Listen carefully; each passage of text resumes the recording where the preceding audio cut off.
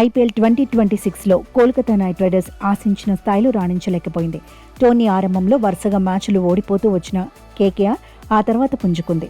Play ఆఫ్స్కు అర్హత సాధిస్తుందని అంతా భావించినప్పటికీ కీలక మ్యాచ్లో ఓడి టోర్నీ నుంచి ఎలిమినేట్ అయింది. అయితే వరుస ఓటముల నేపథ్యంలో ఆ జట్టు కెప్టెన్ అజింక్య రహానేను కెప్టెన్సీ బాధ్యతల నుంచి తప్పించాలని డిమాండ్లొచ్చాయి. అతడి పేలవ ప్రదర్శన, కెప్టెన్సీ వల్లే జట్టు ఓడిపోతుందంటూ విమర్శలు వస్తున్నాయి. ఈ క్రమంలోనే కెప్టెన్సీ విషయంపై రహానే స్పందించాడు. జట్టు కష్టాల్లో ఉన్నప్పుడు వెనక్కి తగ్గటం తన స్వభావం కాదని తెలిపాడు. అలాంటి సమయంలోనే వ్యక్తిత్వం బయటపడుతోందని అన్నాడు.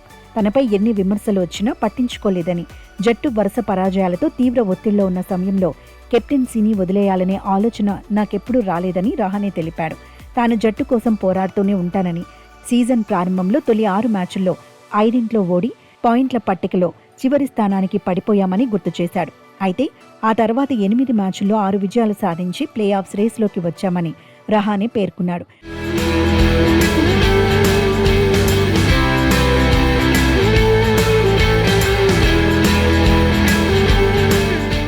కానీ చివరికి అర్హత సాధించలేకపోయామని, అయినప్పటికీ జట్టు ప్రదర్శన పట్ల తాను గర్వపడుతున్నానని రహానే అన్నాడు.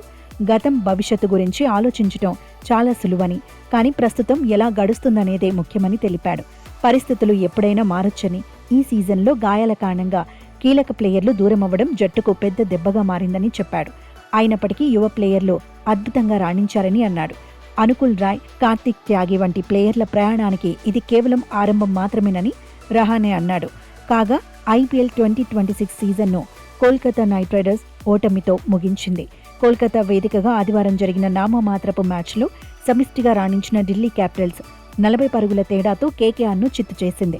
ఈ మ్యాచ్లో కెప్టెన్ అజింక్య రహానే 39 బంతుల్లో 4 4లు, 4 6లతో 63 పరుగులతో రాణించగా మిగతా బ్యాటర్లు విఫలమయ్యారు.